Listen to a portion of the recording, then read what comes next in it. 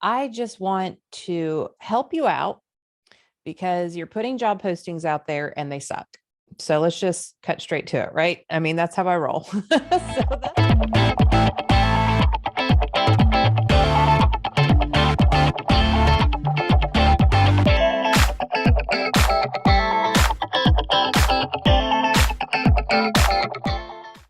Hi, and welcome back to the Bombshell Business Podcast. I am your host, and I just want to talk today about this little talent puddle because it is little, it is a puddle.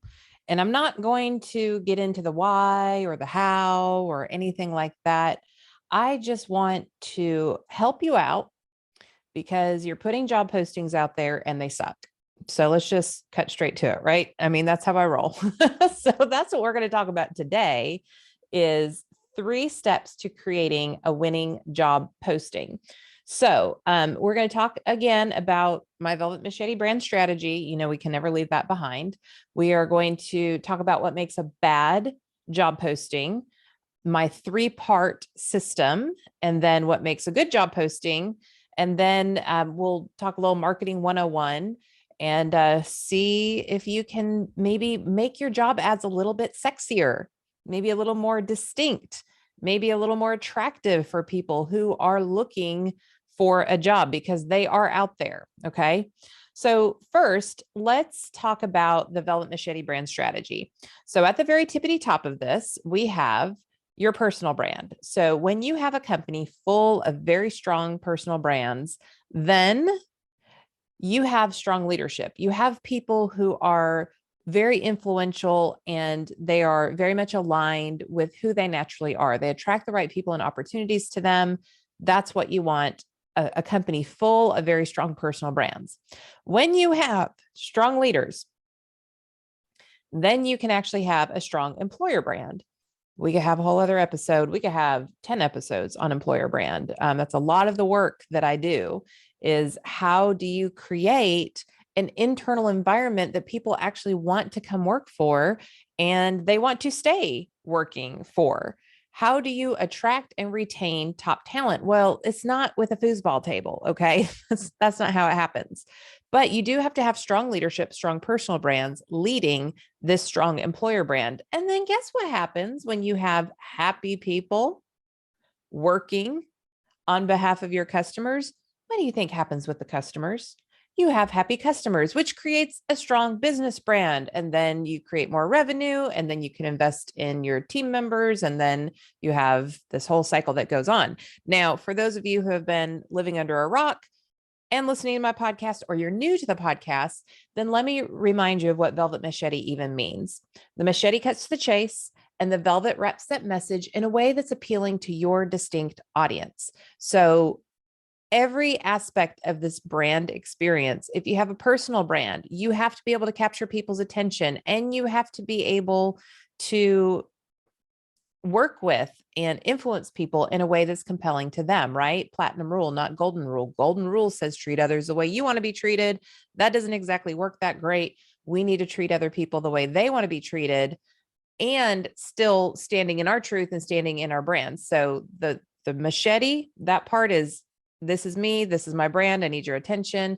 And then the velvet is, but how do you need to receive this message? Or how do you need to be influenced specifically? Okay. So that applies with personal brands, that applies with employer brands. You have to capture people's attention, but how you're going to recruit for a marketing role is going to be different than an IT role. So you have to make sure that you are applying that velvet on that machete. And same with the business brand. I mean, hello, capture people's attention. Again, I talk about this all the time, whether I'm on stage, I've said it on the podcast several times. Nike is Nike is Nike. It's just do it. It's a hard-hitting brand, but none of that changes, right? Machete, this is who we are.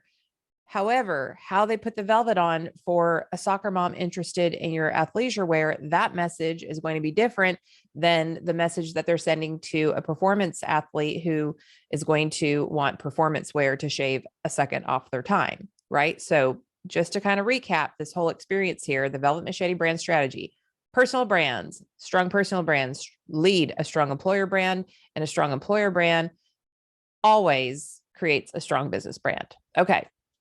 So Let me give you an actual example of a job listing that I found on LinkedIn. Okay.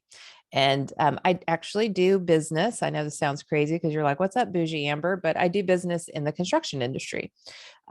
Super fun. So love it. Okay. Male and female owned. So I decided to pluck one out. None of my customers, because they're not going to have terrible job descriptions or job postings. This is the about the company part. Build your future.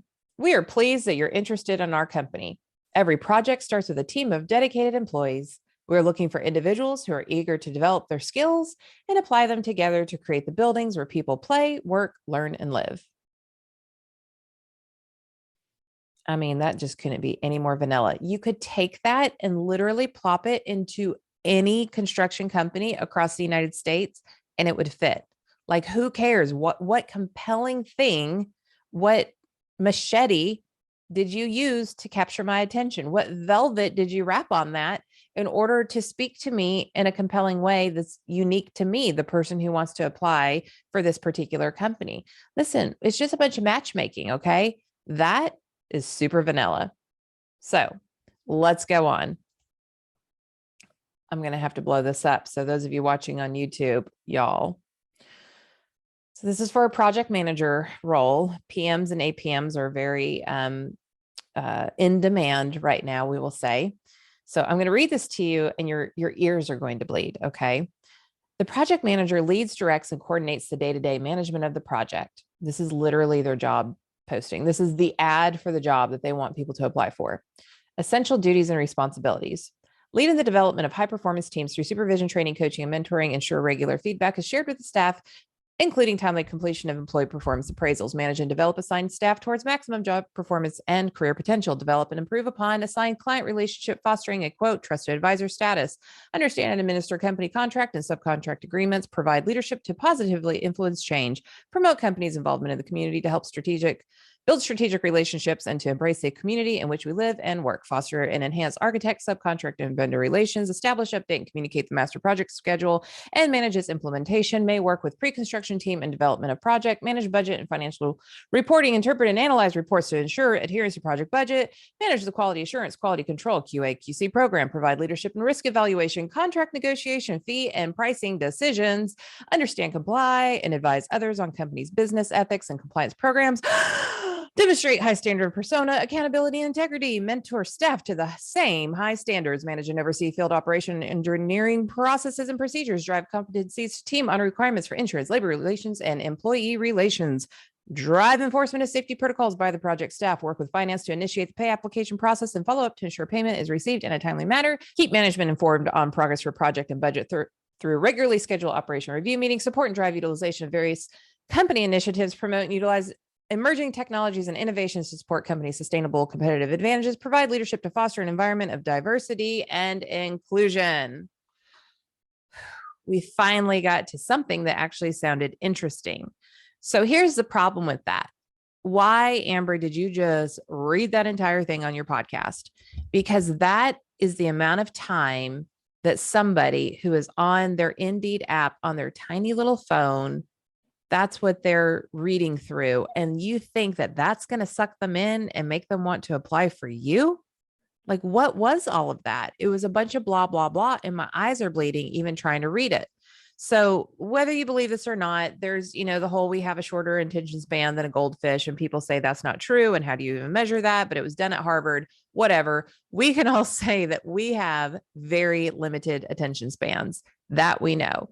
And so instead of doing something that is just uber vanilla, and no offense if you like vanilla, but vanilla is just very safe and it's not exactly exciting, we need to figure out for this particular role, for this particular type of person we're trying to attract, how do we put the sprinkles and the cherry on top and maybe the crushed nuts, and maybe it's caramel topping instead of chocolate syrup. You have to think about how are you going to dress this sundae in order to attract the person that's going to like that. You're not a banana split person, then don't sell it a banana split like, okay?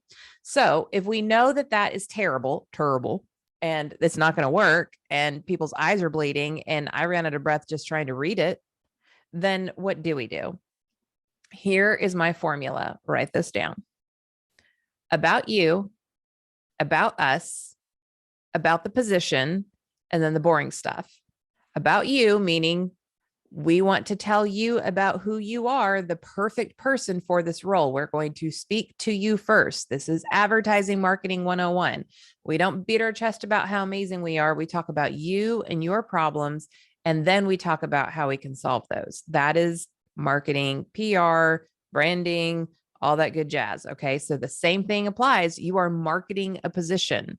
Gone are the days where people are showing up with a resume in hand. This is a very, kind of what's the word I'm looking for? Quantity type thing. Like, do I want this job? Well, if I apply for 30 jobs, maybe I might get an interview for one. So again, tell me about the person who's applying for this position first, and then tell us about you. And please don't make it vanilla. Please be very interesting about why it would be compelling to work for you.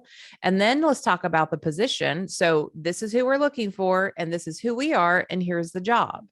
Does that sound like it's a little bit out of order? Maybe. But if I don't know if I'm a fit for this job or this company, this family I'm about to join, the family rules I'm about to have to go by, does it really matter if I'm screwing in a widget or if I'm selling something if I'm not a fit based on how I'm wired, based on the type of work environment that I want to be a part of? So here is a different example. This is the about you part. Are you a sociable and organized professional who enjoys a fast-paced environment and gets satisfaction from being supportive? If you're usually the first to offer a helping hand to a colleague in need, are detail-oriented, cooperative, and precise in your work, keep reading, because this job operations assistant role would be perfect for you. We are not looking for a yes person. In fact, we love pushback. We need someone who will carefully weigh all the available options and help our small but mighty team keep moving towards our goals with a strong follow-up. This position directly reports to a visionary who is undaunted by risk or failure. Let's see if I can talk. You will support an innovative, influential, daring, and direct professional with a remarkably high tolerance for taking chances and who has a lot of irons in the fire. You will be the glue that keeps this operation together, ensuring deliverables are met and no balls are dropped in an environment where priorities must be juggled. If you're still saying this would be perfect for me, then let us tell you about what it is we do. Keep reading. Now, your brand personality might not be that playful, but as you can tell, if I'm reading this and I'm the type of person who loves to be needed and I love having competing priorities and I want to be sure that I'm the behind the scenes person to make sure everything is on track. And that's how I've always been through my entire life. I'm sucked into this job, as opposed to, let's go back, build your future. We are pleased that you're interested in our company. Seriously? Okay. So we're not going to do that. So we talked about the candidate. Let's talk about us. This is my company, by the way. Amber Hurdle Consulting empowers companies to strengthen their brands from the inside out through talent optimization. We do this in 3 ways. Number 1, by working with leaders on their personal brands so they become self-aware and see and harvest the greatness in others. Number 2, by using a scientific, repeatable method to recruit, retain, and inspire top talent, amplifying world-class employer brands. And number 3, by leveraging strong leaders and a best places to work environment so happy employees are serving happy customers, ultimately elevating their business brands. We love people data and are certified in blah, blah, blah. I'll just read it all. The predictive index and the fascination advantage assessment. So we help match our clients' people strategy to their business strategy. With the remote work environment and flexible hours, we cross industries such as hospitality, healthcare, construction, real estate, insurance, and financial services, beauty, spa, and more. It's never a dull day at Amber Hurdle Consulting. You can check out our culture here to learn more. Now, if I am interested in those type of things, then that is a hell yes to me. If I'm uninterested in branding or people or people data or self-awareness or any of those things, and that's a hell no for me. And I can move on. That's the thing. We talk about this in marketing and branding. And I always say this when you're creating your website is that you want people to land on it and say, yes, this is for me, or no, this is not for me, like within 30 seconds. You want to turn people away as much as you want to attract people. So now we've got somebody super excited about this open position because, oh my gosh, it's like you made it just for me. And then you get very granular. Notice that I pointed out with a remote work environment and flexible hours. And then I talk about the industries that we work with. Okay. And of course, that's not extensive, but that gives an opportunity for that person to say, like, yeah, I can really align with this. And then I link to the culture so that they can be very understanding of what the expectations would be in terms of the family rules. Now, this is what the job could really be. This detail lover who dots I's and crosses T will. So on my job description, 1, 2, 3, 4, 5, 6, 7, 8, 9, 10, 11, 12, 13, 14, 15, 16, 17 dots. Okay. 17 bullet points. Nobody wants to read all that mess. Okay. So what we do want to do is we want to advertise the 5 to 7 key areas of responsibility. So instead of listing those 17 things, instead I would list this detail lover who dots I's and crosses T's will interact with external stakeholders, including speaking and consulting clients, as well as sponsorship, affiliate, and joint venture relationships. Manage projects and administrative back end of all Amber Hurdle consulting offerings. Update CRM, email marketing, and SMS marketing software. Support Amber professionally and sometimes personally for travel, communications, and scheduling. Act as backup support to our PR and marketing coordinator with social media, website, and podcast updates. Now, once you have that person in the interview, or maybe you could even link to like find out more, you would talk about the day-to-day. But you don't need to advertise the whole flipping caboodle duties as assigned. Like nobody needs to know all of that. Just what are those key areas? Obviously, this for me, for this particular position, is they act on behalf of me and they make sure that when I go out into the world and I do what I do, that I have somebody to hand things over to. So all of the back end stuff happens, right? So I don't book a speaking engagement and then do all the details. I book a speaking engagement and then I work on the content and I make sure that I'm ready and I get up on stage and I deliver it and I do whatever book signing or maybe I do a breakout session or I do laser coaching or whatever it is that I do while I'm at the conference or the event. And then somebody else is handling all the behind the scenes stuff for every customer moving forward. Otherwise, I would never get anything done. So it's really important that they understand like they are the other side of me. But I did not give them the 17 bullet points. Now, here's the boring stuff. Must be available however many hours a week. Primary working hours are from X to X. Must be available to occasionally help with events or projects on evening and weekends. Dependable transportation, blah, blah, blah. Proficient in Microsoft Office, Google Drive. Must be comfortable working in internet-based applications with social media. We're software heavy. And then listen to how this is framed, okay? If you made it this far, you must be interested. So this is the important part. We have to have a CTA, a call to action. Think about when you're online, scroll down, click here, hit next. The interwebs tell us exactly what we're doing next. So if you want somebody to take a specific action, then you have to tell them. So it might be natural where, like click apply or, go to Indeed, or if you're already in Indeed, then there's, a natural process there, or Facebook job ads or LinkedIn ads or whatever that is. Or if you want somebody to like email you, then you would say, send your resume and cover letter detailing why you're the right fit for this role to whatever email address.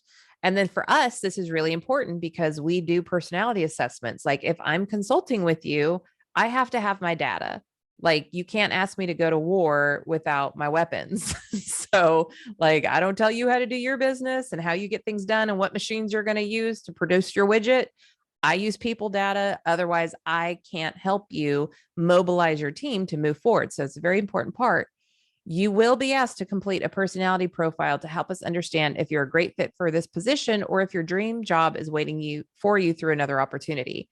Because fit to hire, that's what we talk about all the time. So if this person doesn't like to have competing priorities and they want everything to be the same every single day, and they're not super social and they need to be told what to do all the time, and they're someone who is just really loosey-goosey about the rules, well, that person is not going to be a fit and they're going to be frustrated in this role. So we just need to make sure that that's clear. So I'm giving them a heads up. So as you can see, it was about you. We got them super excited, like, oh my gosh, this job was made for me. About us, be compelling, talk about your competitive advantages. I have a remote work environment. I have a flexible work environment. And then I want you to talk about the position, only 5 to 7 of the key areas that this person is going to be responsible for. And then you can flesh out the rest in the interview process. And then the boring stuff. Now, part of the boring stuff could be, and we'll get into this a little bit more because we're going to break all of this down. Part of this could be like regulatory things. There could be, there's things that websites like Indeed require that you disclose. So let's talk about that. Now, in marketing, and when you are marketing a position, nothing changes. There are the 4 P's of marketing: product, price, place, and promotion. And this was Dr. McCarthy who created the 4 P's of marketing mix in 1960. So that again is product, price, place, and promotion.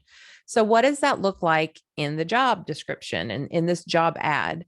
First of all, let's talk about the product. Who's your ideal candidate?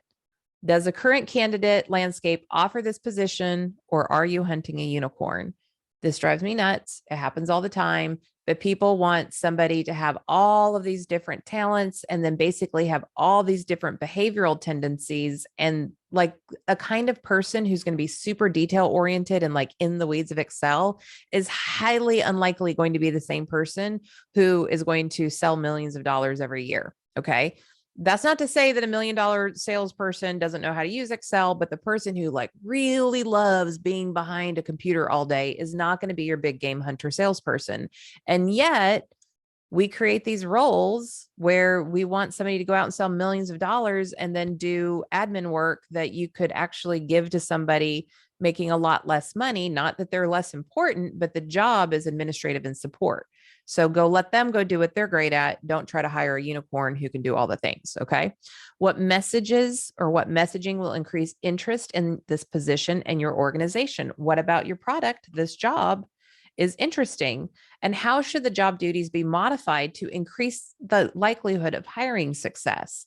Sometimes we need to carve off a piece of a position and give it to somebody else in order to make this position more appealing for the type of person who is going to be attracted to it. Okay. And then who needs to be involved in crafting the job description? And that could be an incumbent, somebody who's already in the role, they're hitting it out of the park. It can be the person who manages that role, a manager once removed, an executive over the role, and always make sure that you include an HR representative when you're doing this, okay? Just to even look at it. So now let's look at price. So we have the product. This is what we're trying to sell to who, right?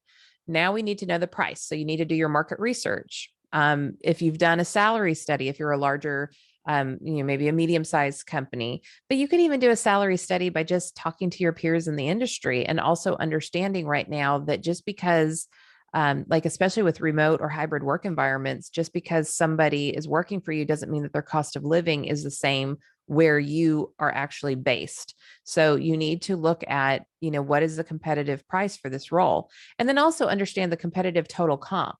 Total comp. It's not just about the salary, right? It's about the benefits, about the perks, and about the bonuses. So when you put all that together, if somebody is looking at another job and you match their 401k and you pay for all of their insurance and you pay for like their tools, for example, to go back to construction, or you pay for those type of things, and then they're going to go to this other place to make $1 more an hour, but their insurance isn't paid for and they have to supply their own tools. Well, how long is it going to take you for that $1 an hour to pay you back for all the tools you just had to buy?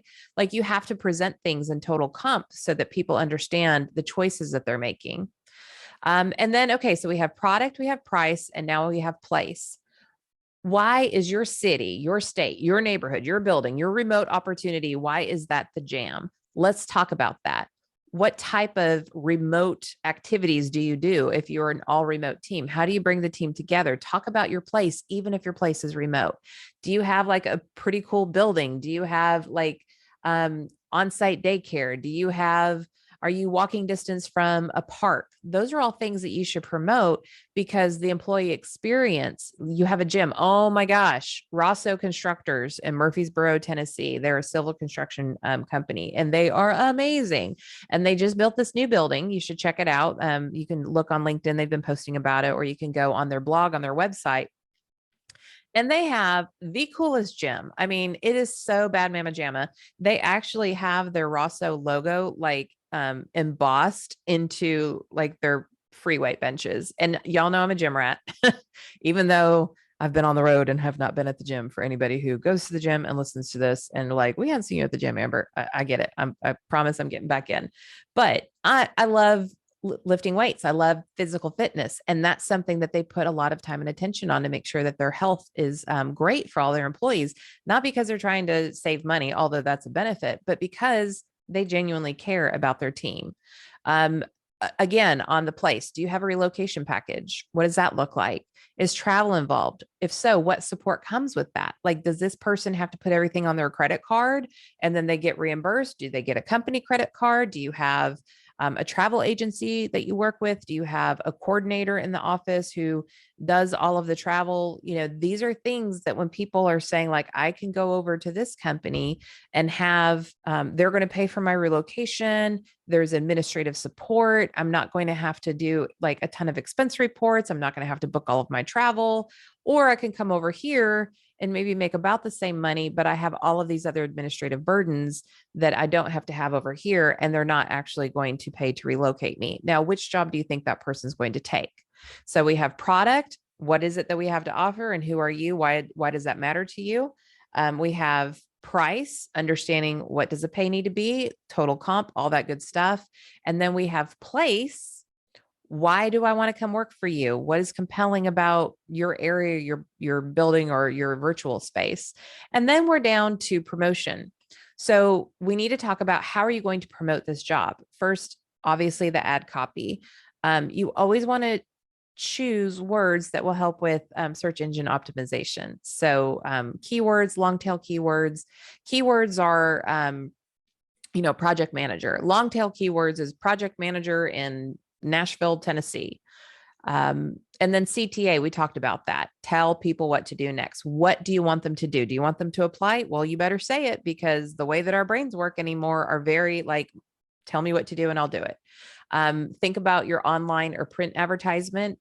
If you're going to have a hiring event, if you're going to participate in another hiring event, like your college might have hiring events, or your local chamber of commerce might have a hiring event, or your local city or municipality might have a hiring event, or you can have your own hiring event. I'll tell you, Gaylord Hotels has like the most epic hiring events when they're trying to recruit people for the holiday season, because that's just like a huge season with Gaylord Hotels. There's ice where like Chinese people have like carved all these ice structures, and it's like a whole thing, and all kinds of stuff is going on throughout the hotels or the resorts. And so they have to have these big hiring events to get that volume to come through and to experience like what Gaylord Hotels is all about. Always think about employee referral programs. Oh my gosh, that is the best way. Like, send your family out to attract more family. The people who are out having dinner at a restaurant, if they got exceptional service, they should be able to have a business card or a QR code or something where they could be like, hey, like, I was really impressed with you tonight. And, I really love where I work. And I think you'd be a good fit for that, because your team is going to be out there looking for their future teammates, right? Like, they don't want a bunch of people they don't like in there. They want people who are going to perform like them, and then give them some kind of bonus. Like, if this person stays 90 days, then, you get $250 on your next check, or whatever that looks like. Okay. And then networking. Obviously, you want to network to promote your business, but you also want to network to make sure that you always have a steady flow of candidates, of people who are interested in what you do. So when you go to a networking event or a networking experience online, don't just be talking about your products and services. Talk about how amazing it is to work with and for your company.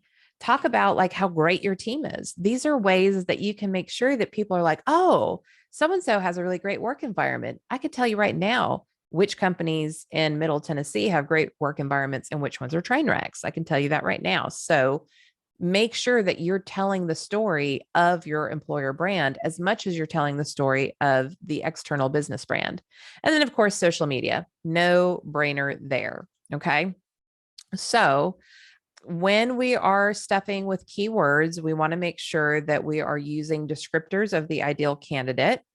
And so you want to be thinking about what behavioral traits are required of this position at this point in your organization's history. Because if you're a startup, you're a fast growing company, you're probably going to need more people who can juggle competing priorities, who can go at a fast pace. Whereas if you're maturing as an organization, you might need more stabilizers, people who are wanting to do the same kind of work every day so that they can take the ideas that you have and then create processes around them and ensure that there is continuity and consistency in the business.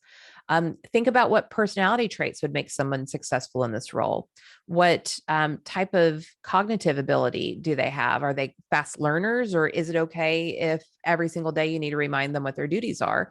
And that's not I don't say that in a snarky way. There are some jobs where, here's your checklist, do it, and then it's done. That's okay. But if you need somebody to be able to catch on quickly and then, maybe have a little less supervision, you need to be aware of that and then make sure that you talk about that in the about you section, referring to the about the candidate.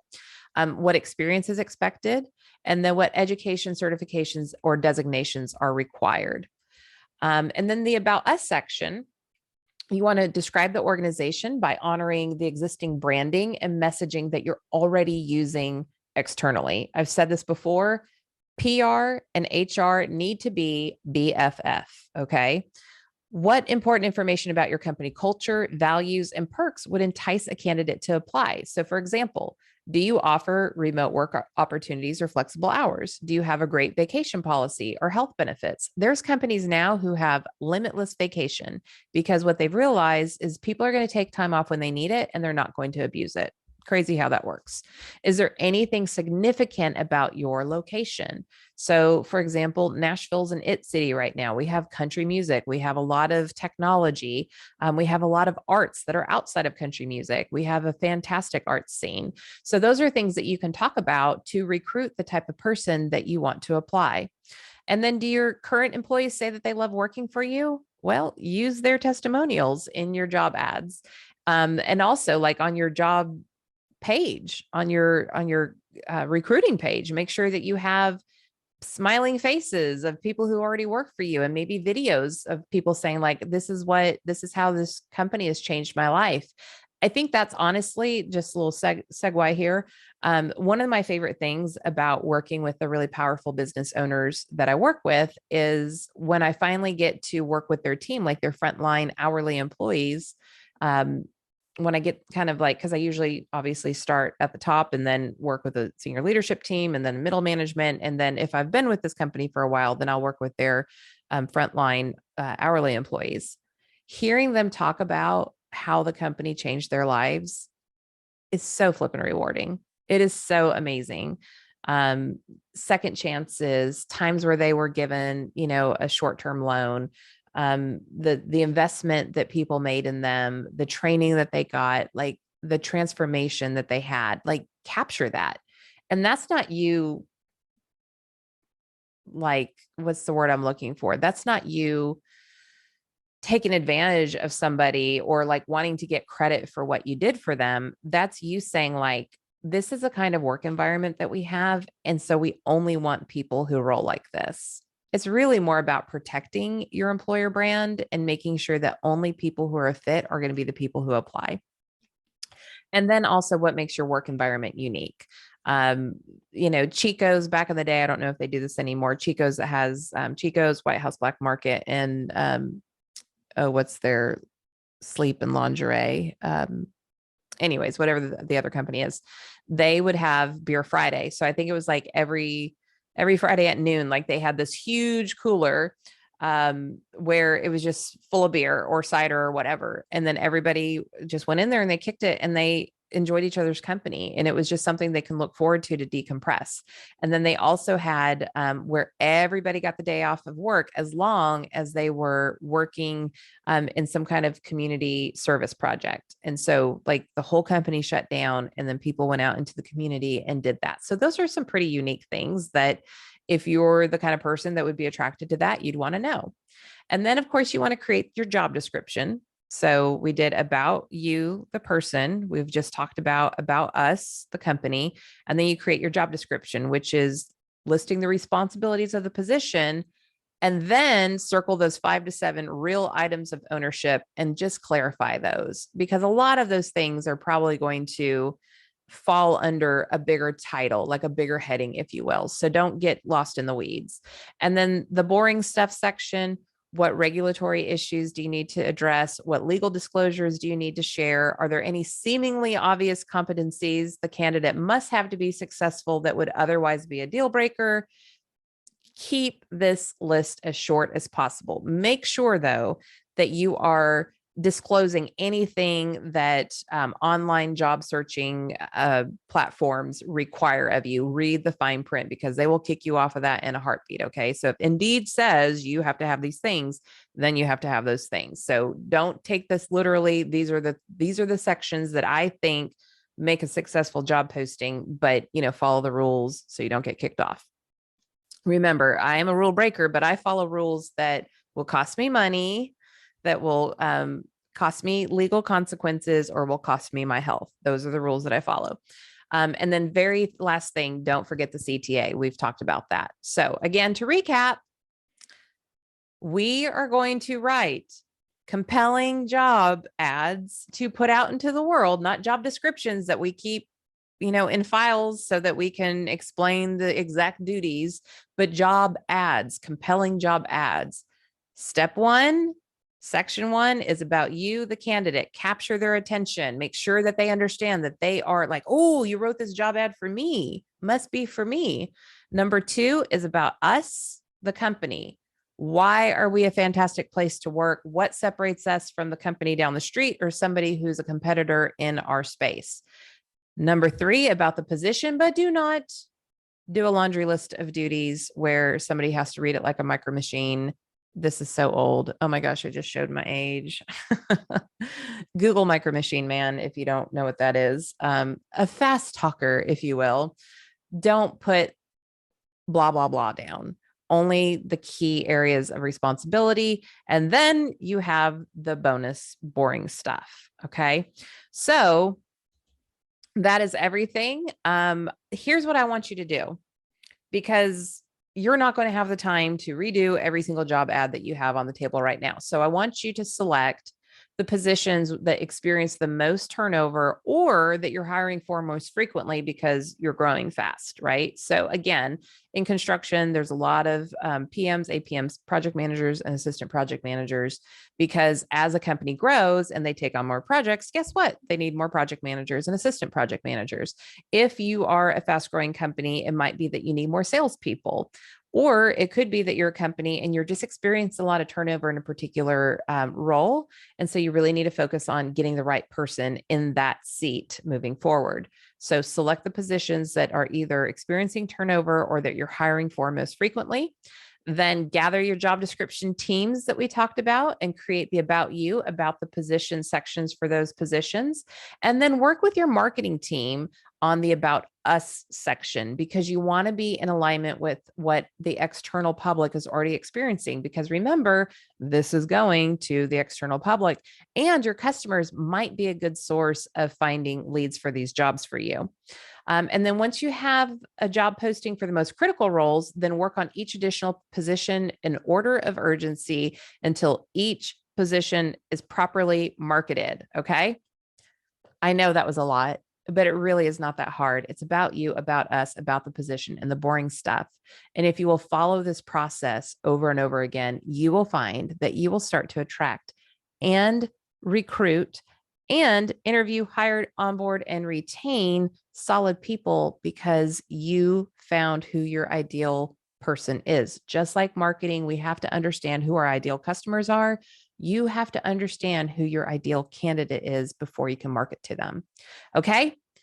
I want you to email me what job position you are going to do this for first. Email me at amber@amberhurdle.com and let me know. And I might even send you the formula for this if you want it. Maybe some of the slides, because I don't have a worksheet for you. But if you email me, I might just go ahead and give you a link to this presentation that sometimes I do for different organizations. Okay. You can get through this time. I know this talent puddle is very, very shallow and it's very hard. But if you get the marketing right, I believe that you can certainly get the right people on your team. And of course, if you need help beyond what I just described, my team would love to help you. We love our consulting clients. We love being a part of people's brands and to just walk alongside already awesome teams who are trying to elevate to the next level. That's our jam, because we always like happy customers, happy team members, and happy bank accounts. That's how we roll. And I will see you on the next episode. Thanks for listening to the Bombshell Business Podcast. Visit amberhurdle.com for more resources like show notes, and check out the bombshellbusinesswoman.com to grab my book and download the free bonuses.